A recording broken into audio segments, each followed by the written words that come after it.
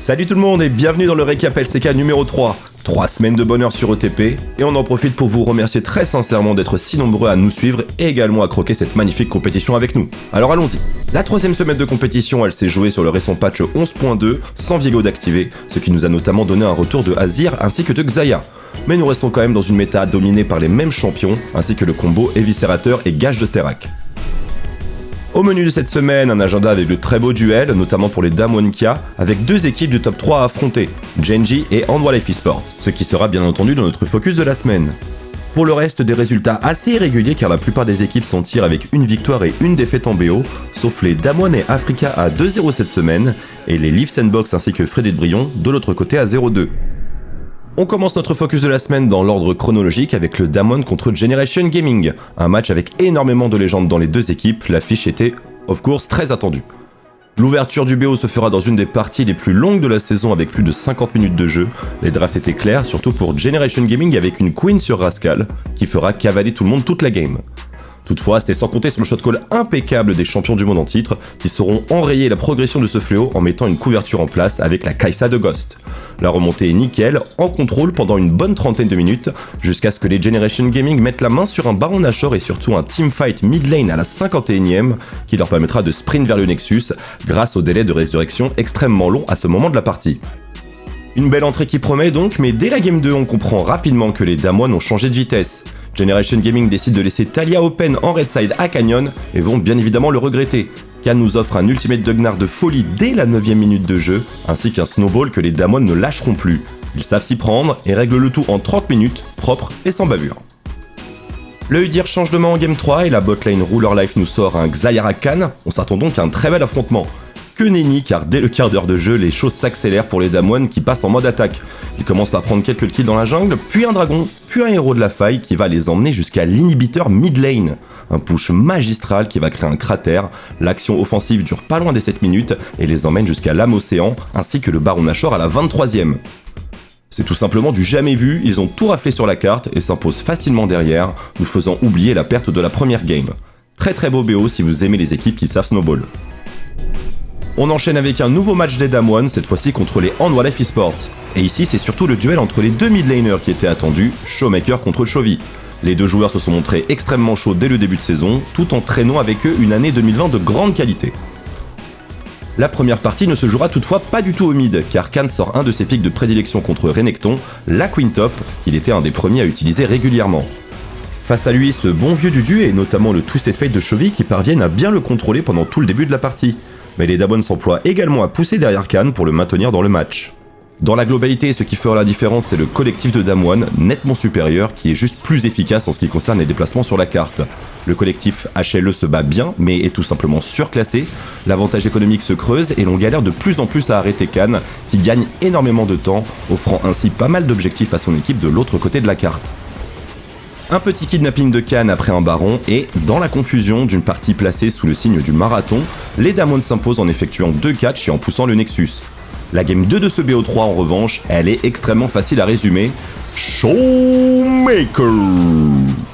Si vous suivez les réseaux sociaux de la LCK ou les nôtres, vous ne l'avez pas loupé, démonstration du midlaner champion du monde dans ce match, ainsi que de son équipe bien entendu. On l'avait compris en game 1, les Damwon étaient en forme niveau shot call, mais là on passe à un festival d'agressivité et de mécanique, avec un premier teamfight au dragon à 7 minutes qui donne bien trop de kills aux Damwon. La marque de fabrique de cette équipe, c'est la phase d'attaque après la 15ème, et il recommence avec encore une fois un carnage. Les escarmouches sont longues et on s'aperçoit clairement qu'une des deux équipes est bien plus à l'aise que l'autre. Cette Zoé les amis n'a presque rien loupé dans cette game. Showmaker est magique, accompagné par les CC de sa team, il fait monter le compteur de kills, dégomme le damage récap et enchaîne les Astropong à 70% de barre de points de vie.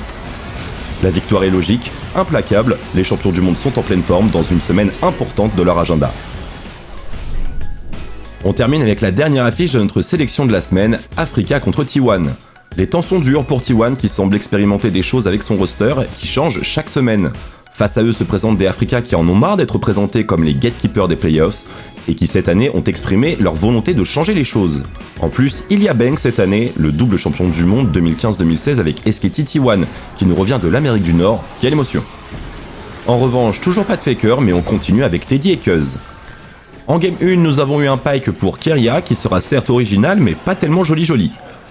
De l'autre côté, Bang se tue à la tâche et affiche une grande forme, il frappe fort dans un teamfight au dragon avec Saxaya.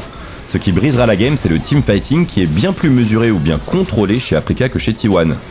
Dread et Kin sont intuables avec le combo Olaf Renekton avec les objets Gordrinker plus Terak, victoire après un ultime teamfight pour jouer l'âme du dragon des océans, dans lequel T1 se fait clairement surclasser. La game 2 en revanche, elle démarre de manière extrêmement favorable pour T1, cependant, Kana joue une petite Akali top sans flash et enchaîne les morts isolés.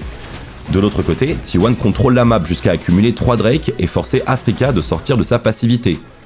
Cette sortie, elle sera massive dès que l'âme infernale est en jeu, Africa attaque et réussit son pari sur la Samira de Bang qui enchaîne les multi-kills.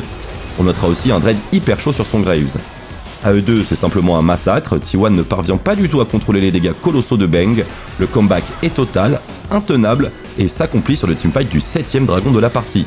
Bang s'offre d'excellentes stats avec 12 kills pour une mort. Un retour triomphal dans ce match qui bien sûr lui tenait particulièrement à cœur. Voilà pour la sélection les amis, on va pouvoir maintenant passer au classement avant d'attaquer le joueur de la semaine ainsi que la 4ème semaine. Au classement, Damwon monte en tête avec ses 2 belles victoires contre HLE et Genji qui forment le top 4 avec Dragon X. Africa, Katie et Red Force pour le peloton, T1 à la 8ème position et Sandbox ainsi que Freddy de Brion pour refermer la marche. Les bros n'ont malheureusement pas trouvé leur grinta après leur victoire exceptionnelle contre Damwon, qui est d'ailleurs la seule qu'ils ont actuellement. Le joueur de cette week 3, il nous semble bien que c'est ce bon vieux showmaker. Avec l'agenda de Damwon cette semaine, on attendait une grosse performance du mid laner et vous l'avez vu, il a pas du tout déçu. Encore et toujours le boss, on va peut-être devoir commencer à parler d'un double titre tellement il est monstrueux. La semaine prochaine, elle sera décisive et devrait former les premiers écarts significatifs. Dans cette week 4, on vous recommande de suivre les semaines de DRX qui rencontreront Generation Gaming mercredi puis Damwon dimanche. Les Africa quant à eux pourront tester leurs compétences face au top 4 lors de leur match contre HLE ce jeudi, ainsi que contre Katie Rolster ce samedi. Pour le reste, pas mal de rencontres intéressantes sur le bas de tableau, notamment pour les bros de Freddy de Brion, qui ont au menu les 2 équipes des télécoms cette semaine, Katie et T1. Ce serait un bon moment pour Clutch et refaire parler d'eux. Voilà pour le récap de la LCK, merci d'avoir suivi la vidéo. On en profite pour vous remercier de vos divers retours et commentaires, cela nous aide bien à comprendre ce que vous voulez, donc je vous en prie, continuez. Et comme d'habitude, toute la compétition League of Legends est sur OTP, n'hésitez pas à nous rejoindre sur la Ligue française ou même le championnat européen du mercredi au samedi. Dans cette attente, prenez des bisous et dans tous les cas, à la semaine prochaine pour le prochain récap.